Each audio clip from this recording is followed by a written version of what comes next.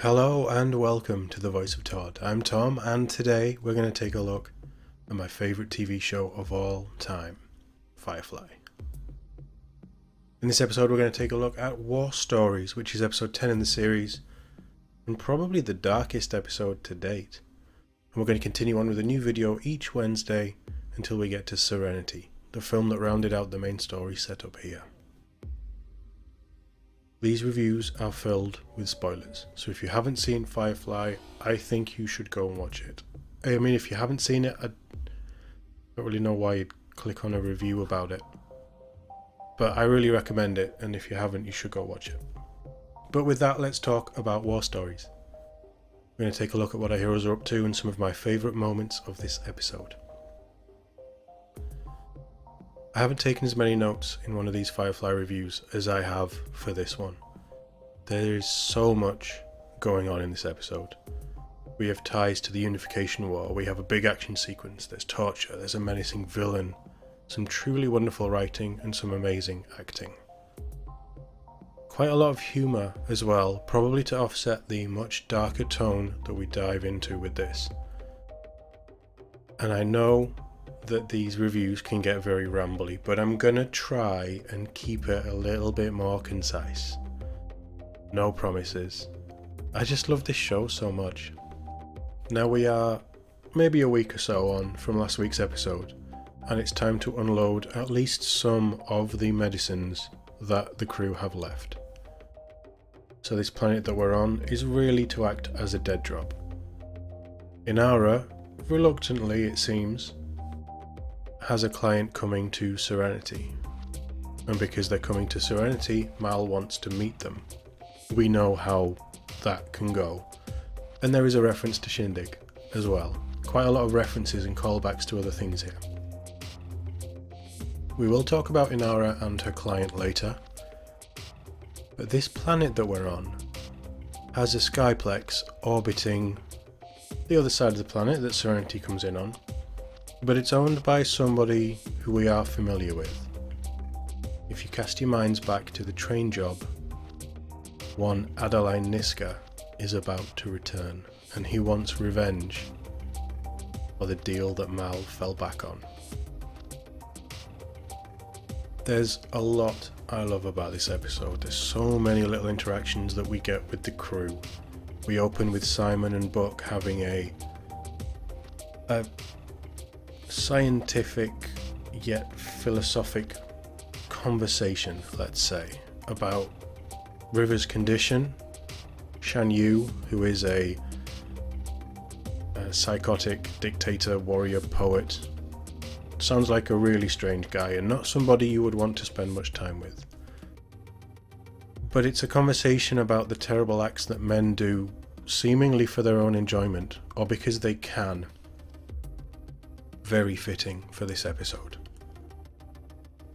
But we have two very small but very significant River moments. The first one is when she's stolen Kaylee's apple and Kaylee wants it back, so they chase each other around the entirety of the ship, it seems. Eventually back into the galley, Kaylee is victorious and declares no power in the verse can stop me. To me, that quote, and it shows up a couple of times in this episode, this is the first time that we've heard it, but that quote carries a similar kind of weight to me for Firefly as May the Force Be With You does with Star Wars. That could just be my take, but it's one of those lines. It screams Firefly to me. No power in the verse can stop me.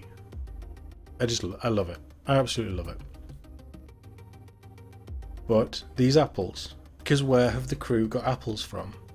Well, it's funny that, because actually they are real apples that Jane has purchased for everyone. Now, why would Jane do such a thing for the rest of the crew with his share of the money? Sounds like he's trying to make up for something, doesn't it? But Kaylee notices that Zoe and Mal, who isn't in the room at the minute, but they cut their fruit. They use a knife when they're eating it, instead of just, I think as she says, munching it. And we get a nice, I say nice, it's not nice, but we get a little war story from Zoe. It's pretty grim. But it's a similarity that clearly Wash has never noticed. And his insecurity about his wife and the captain are starting to show. And that is a point that I'm going to come back to because it's the main focus of this episode. Before we get into that though, I want to finish up on the little crew interactions that we have, because as I say, there's a lot of them. I'm not going to do all of them, I'm just going to touch on the ones that stood out. But we have another wonderful River Simon brother-sister scene. I absolutely love the two of them together. As you probably know, I've said it before, but Sick River, because of the drugs that Simon's giving her, is so wonderful. Really well done. Inara's client is a counsellor for this planet. She's also a woman. Now we know that Inara chooses her own clients. She has carte blanche on who she services, what they do, and it's all down to the person, the personality. But this actually seems like one client that Inara has picked, that she actually wants to spend time with. The client wants to spend time with Inara, and it's a really nice little scene when Inara's giving her a massage, regardless of who it is. You actually see that maybe the joy is more the right term, or Inara able to be herself and much more relaxed than some of the clientele that we have seen. I think all of them men, and pretty much all of them absolute bastards. So it's nice to see that Liara's clientele aren't all terrible people. But it does give us a sneaky peek at Jane and his lecherous side. And I'll be in my bunk shows up more than once. And we know that Jane will get off on that idea for a very long time.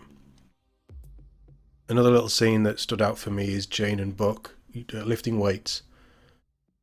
It's a minor touch, but it just gives us a little glimpse of the everyday life and what the characters would be doing in their spare time. And also how different people do interact with others, even if we don't see it often, frequently. Alright, maybe Jane is being a little bit useless as a spotter, but it's a nice little interaction between the two. Really works well for me. But over to the core of the story here. I think over the course of the last 9 episodes, this show has done an amazing job showing Wash and Zoe as a very happy, loving, and mostly stable couple. Now we're seeing that other side. It's not quite as rosy as it's been made out to be. With a bust up in the cockpit, Wash seems to have quite a lot of issues with Zoe and Mal in their past. And the fact that Zoe will do whatever Mal wants, whenever Mal asks, regardless of the danger, of the consequences, yet she won't back him up when he comes up with ideas. Now, it's an interesting dynamic. It's a very interesting question, and I can kind of see where Wash is coming from at the start, when you really think about it. But it does turn quite a bit uglier, and Wash starts to just have other ideas running through his head. But this weird love triangle, I say love triangle, it's more of a square, with Zoe, Wash, Mal, and Wash's insecurities, is key to this episode. Because it means Wash kind of turns to devious tactics to separate Mal and Zoe. Mal and Zoe, obviously Zoe's his second and his most reliable gun, especially with the antics of Jane last week, are going out on this deal. It's a straightforward deal. It's people that they've dealt with before, they're happy to sell to, there shouldn't be any trouble. Wash sabotages Shuttle 2, meaning that the quickest way to get this resolved is that Wash and Mal go.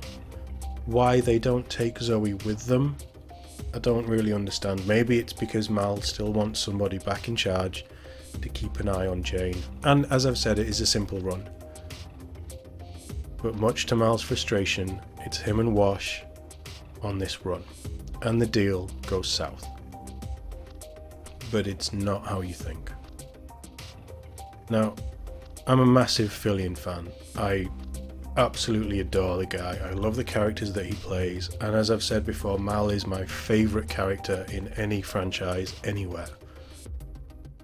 I also am a big fan of Buck from Halo, if you know the Halo universe and Nathan Fillion's role. But I also love Alan Tudyk, and it's because of this show and a lot of the other things I've seen him in. He is just perfect. He's an amazing actor, and the scenes of the two of them together really work for me. So it's nice that this episode is very focused on the two of them, regardless of the conversation that they're having. The conversation, more focused on Zoe than anything else, is brilliantly written as well. It really works for me. But in the middle of the deal, a well-drilled, I'm going to say SAS Special Forces squad of soldiers show up, and I'm guessing that Niska has all kinds of people on his payroll. But Niska's men show up. They point blank execute the dealers and kidnap Mancap. But they kidnap Mal and Wash. And it turns very dark. Wash and Mal, blindfolded, are thrown into Niska's torture chamber, which is a room we've already seen this episode once before, and Wash hits full panic mode, while asking Mal to treat him like he would Zoe and tell him what Zoe would do, which kind of isn't the point. He starts to lose it, and Niska appears. You are very limited with what you can do in a show like this, especially at the time it was going out in 2002 on a cable network, I guess. But I think this torture scene is done really well. As with most things like this, it's what you don't see that gives you the creeps. And it's very grim, and it's clear that Niska is reveling in this moment. Mal and Wash, while continuing their squabble, are being tortured. But Mal is really going at Wash. He's going hard. He's very aggressive. He's very offensive. He's riling him up so that Wash stays focused, stays angry. Again, the writing this episode is so good. But these two actors, they sell this scene. They absolutely sell this scene. And it's time for the rest of the crew to get involved. Because Zoe takes Jane and reluctantly Buck, which is nice to see him doing more, to the drop point because Mal and Wash haven't reported back. And all three of them know what's happened. I like seeing Buck getting more involved in this. Whenever Mal's in trouble, Buck is always there, with either an idea or a better way to do Mal's plan, or just to save Mal. Buck is always there. Jane again is useful too. But they know that they've been kidnapped, and Zoe knows it's Niska. So she pulls together everybody's credits that they have left, all the money on the ship, and goes to Niska's Skyplex with an offer. We know that Niska is a very twisted individual. He thrives on reputation. He likes to show off to anybody, and he's very happy to show off his handiwork to Zoe when she arrives. The money that is offered is considerable, but it's not enough for both men, because we know that Niska will never release Mal. But without hesitation, and before Niska even offers a choice, Zoe picks Wash, and Niska lets him go. Deep down, Niska has this twisted honour, and he never really wanted Wash anyway. And because Wash is slightly damaged than before, and has been heavily tortured, Niska also offers a little refund to help sweeten the trade, and has his torturer cut Mal's ear off. As Zoe takes Wash and Mal's ear back to the shuttle, we can hear Mal screaming. It's at this point that Wash realizes what Mal was doing. And it's almost like some kind of demon takes over him, and he's determined to get Mal back. They can't do it right now, but they're gonna get their captain. Which brings us to Mal, the sole focus of the torture. Now Mal needs special treatment because Mal has a reputation, which is why Niska sought him out for the train job. But Niska has a reputation too, and in the dealing with them previously, Niska's reputation has been hurt because Mal backtracked and word got out. So now it's time for Niska to regain the reputation of fear that he has in whatever circle he deals with. And it's gonna get very rough for Mal, as we kind of see. A special kind of torture. Now Zoe and Wash, back on the ship, are ready to go in. They're tooling up, guns blazing. They're gonna get Mal back. Jane thinks it's a suicide mission, but Buck, Simon and Kaylee are ready to go in there with them. This is their captain. They're armed up. They're ready to mount the rescue mission. And of course Jane's gonna join in with Vera. Let's not forget Vera, because Vera likes to dance and Jane can't turn down a fight. But they better hurry because Mal's heart just gave out. Now I think this action sequence works really well. Yes, it's confined to a TV budget and it is a little wonky, but we're talking nearly 20 years ago. I really like it and I think it works. Because I'm invested in these characters, I can forgive a lot. Maybe that's part of the problem. But they assault the Sky Complex. Zoe, Jane and Wash push forwards towards Mal, with Buck and Simon holding the rear. Kaylee just freaks out. She's terrified. So she heads back to the ship as Wash and Simon cover the rear, and Kaylee actually leads 3 men with her. Lucky for her, River shows up, takes Kaylee's gun, and without looking guns down the 3 guys. 3 bullets. I'm guessing 3 headshots. Now Kaylee's terrified of River. But while all this is going on, Mal is revived by Niska's torturer. Just so Niska can keep torturing him, because where would the fun be in letting Mal die? And as the siren kicks off, the warning that they're under attack, the distraction gives Mal the moment to get a little revenge. Unfortunately Niska gets away, but Mal picks a fight of sorts with Niska's torturer and a weakened Mal. I mean, Mal's a brawler anyway, he's quite scrappy, but he's very weak in this. And we get a really nice moment as Zoe, Wash and Jane catch up to Mal, and Mal's there going for this guy. Zoe says that this is something the captain needs to do for himself, to which Mal replies meekly, "No it isn't." And the 3 of them gun down the torturer. I don't know what his name, I just call him torturer. But they gun him down, just keep shooting into the guy's chest. The guy actually goes over a railing into what I can only describe as a more mechanical pit from the end of Duel of Fates in episode 1.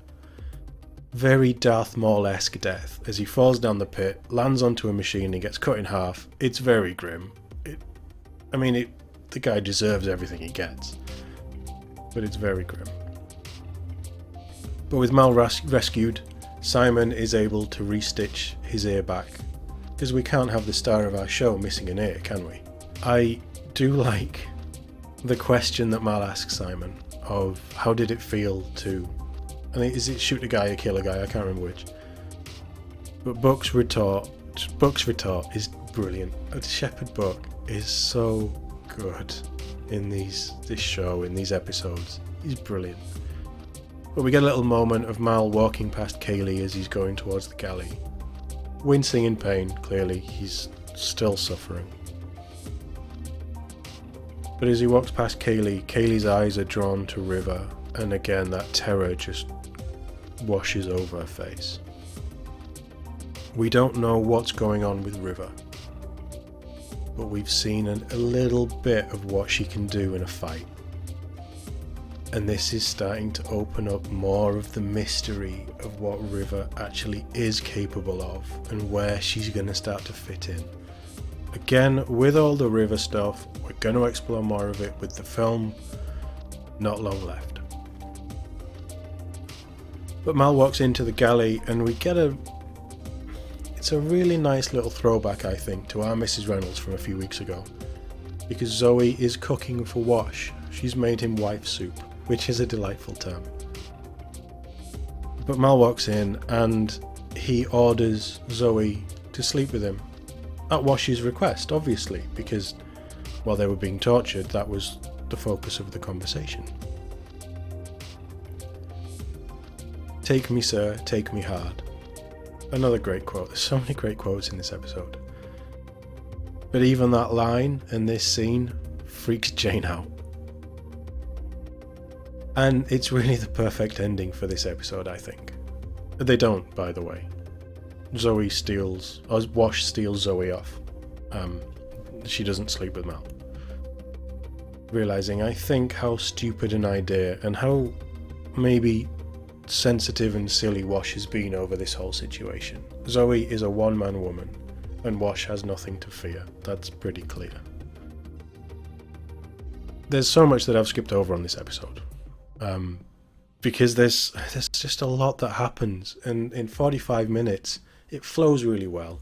The writing is amazing, the music is amazing, the actors are incredible. I say all this stuff every week, that's because it's true. There's something special about this show, and I think we're at a point, I don't know where this originally aired because I've never watched them in the Fox airing order. But I think you're starting to feel that at this point the crew have been together so long, they've been working on the series for so long, that they're just really comfortable with each other. It seems easier to get these little interactions out. It works really well, and for a core of 9 actors, again this episode, every one of them has a little moment here or there that really helps build into their character, and I just love it. And also, I love, as I've said, Fillion and Turek.